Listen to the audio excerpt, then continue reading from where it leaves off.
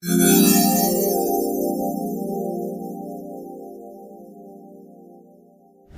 right, welcome back to Thinking Points Debates, everyone. Today, we're tackling a question that's probably on the minds of parents, students, and frankly, anyone looking at the economy right now. Is college still worth it in 2026? And I'm going to start by saying, unequivocally, for a lot of people, no, it's not. The landscape has changed too much. Whoa, Carl, unequivocally? No? That's a strong take right out of the gate. I mean, I hear your concern, especially with the rising cost, but to dismiss higher education entirely, I think that's a dangerous oversimplification. I'd argue it's more important than ever, just perhaps in a different form. A different form, sure, but the traditional four-year brick-and-mortar institution that racks up six figures in debt? That's what I'm talking about. Look at the student loan crisis. We're talking about trillions of dollars. Kids are graduating with degrees in fields that barely exist or are about to be completely transformed by AI, and they're shackled for decades before they even get a real foothold. The ROI just isn't there for a huge chunk of degrees anymore, Ellen. I agree the cost is a massive issue, and we absolutely need systemic change there. But let's not conflate the financial model with the fundamental value of education. College isn't just a job training program, Carl. It's about developing critical thinking, problem-solving skills, communication, and a broad understanding of the world. These are the very skills that AI can't replicate, and they're what make you adaptable in a rapidly changing job market. Adaptable by teaching you ancient history or obscure literary theory, when what employers desperately need are people who can prompt AI effectively, manage data, or build sustainable energy solutions. I mean, come on. The world moves too fast. By the time you've spent 4 years and hundreds of thousands, the skills you learned might already be obsolete. Boot camps, specialized online certifications, vocational training, these are offering direct employable skills in months, not years, and at a fraction of the cost. But those direct employable skills often have a shelf life too, Carl. What happens when the next technological leap renders those boot camp skills less relevant? A foundational education, the kind you get in college, teaches you how to learn, how to synthesize information from various sources, how to analyze complex problems from multiple angles. That's a skill set that doesn't expire. It empowers you to pivot, to reskill yourself, to become a lifelong learner, which is what 2026 and beyond demands. Lifelong learning is great, but do you need a $200,000 piece of paper to prove you're a lifelong learner? I think not. Many of the most successful people today, especially in tech and entrepreneurship, either never went to college or dropped out because they realized the traditional path wasn't serving them. They learned by doing, by building, by networking in the real world.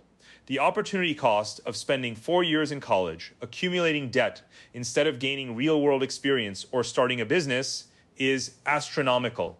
And that's true for a certain segment, Carl, absolutely. But what about the fields that still absolutely require a degree? Doctors, lawyers, engineers, scientists, even many teachers. You can't just boot camp your way into heart surgery. And let's not forget the networking aspect of college. The connections you make there, both with peers who go on to become leaders in their fields and with professors who are experts, can be invaluable throughout your career. That's not something you easily replicate staring at a screen taking an online course. Okay, fine. For highly regulated professions like medicine or law, a degree is still a gatekeeper. I'll concede that. But for the vast majority of jobs, especially in the booming tech and creative industries, it's about your portfolio, your demonstrable skills, your GitHub repo, not where you spent 4 years. Employers are getting smarter, looking past the sheepskin to what you can actually do. Plus, many corporations are now building their own internal training programs, essentially bypassing universities entirely because they can't get the specific talent they need. But a degree often signifies more than just technical skills, Carl. It signals a certain level of discipline, persistence, and ability to complete a long-term project. It shows you can engage with complex material, think critically, and articulate your ideas effectively. These are soft skills that are incredibly hard to teach in a short boot camp, but are absolutely essential for career progression and leadership roles. And frankly, a college environment exposes you to diverse ideas and people, broadening your worldview in a way that purely vocational training just can't. Exposing yourself to diverse ideas is wonderful, but is it worth being buried under a mountain of debt for it? I think the internet and accessible global media have democratized that exposure to a huge extent. You can get world-class lectures from MIT or Harvard on YouTube for free. You can debate ideas with people from across the globe in online forums. The experience of college, while valuable, has to be weighed against the crushing financial reality for most families. It's not just passive consumption, though. It's the active engagement, the structured debate in a classroom, the mentorship from a professor, the collaborative projects with peers that push your boundaries. These aren't always easily replicated online, especially not with the same rigor and depth. And let's be honest, Carl, while you can find some incredible free resources, the curated curriculum, the faculty expertise, and the accreditation of a good university still carry significant weight, both academically and professionally. But that weight is diminishing. We're seeing more and more companies, especially the innovative ones, explicitly stating that a degree isn't required. They're prioritizing skills over credentials. If companies like Google, Apple, and IBM are saying it, then the traditional gatekeepers are crumbling. By 2026, this trend is only going to accelerate. Why would you invest so much time and money in a system that's becoming increasingly irrelevant in the eyes of major employers? They're saying it's not required, but they're not saying it's useless. Many of the people they hire without degrees have exceptional self-taught skills, often honed over years. But for the average student trying to enter the workforce, a degree still provides a clear, structured pathway and a recognized benchmark of capability. It's a signal. And in a world flooded with AI-generated content and misinformation, having a rigorous, accredited educational background helps you distinguish yourself. It shows you've been trained to discern quality information. A signal of what exactly? That you can follow instructions and pay exorbitant fees?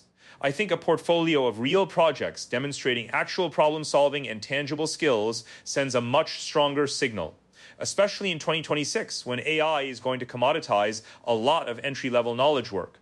The value is going to shift even more towards unique human creativity, hands-on problem solving, and critical thinking that isn't just regurgitating information.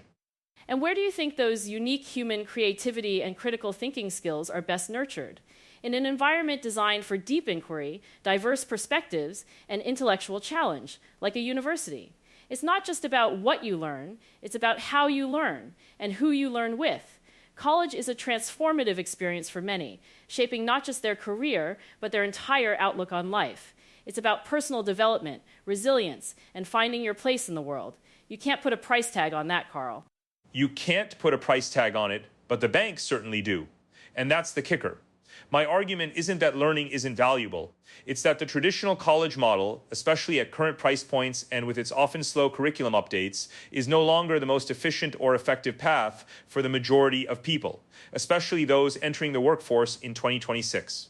There are better, faster, cheaper ways to get skilled, get hired, and build a fulfilling career without the crippling debt. And my argument is that while alternatives are incredibly valuable and have their place, they often serve a different purpose. College provides a depth and breadth of education, a network, and a credential that still opens many doors, especially in a world that's becoming increasingly complex.